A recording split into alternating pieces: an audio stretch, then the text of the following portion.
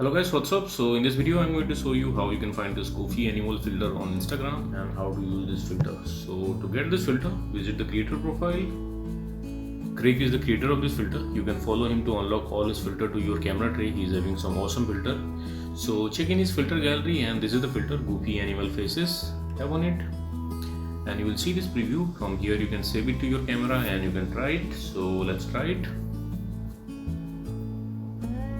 Okay, so when you open this filter, these are the different animal faces to choose from, and here on the left side you have this slider.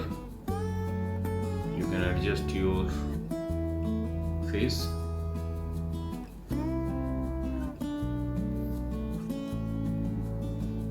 Likewise, tons of options here.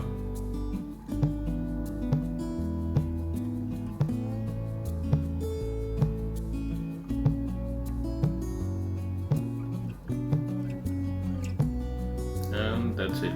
So that's it guys. Likewise, you can get this filter and use this filter on Instagram. So thanks for watching the video guys. See you in the next video.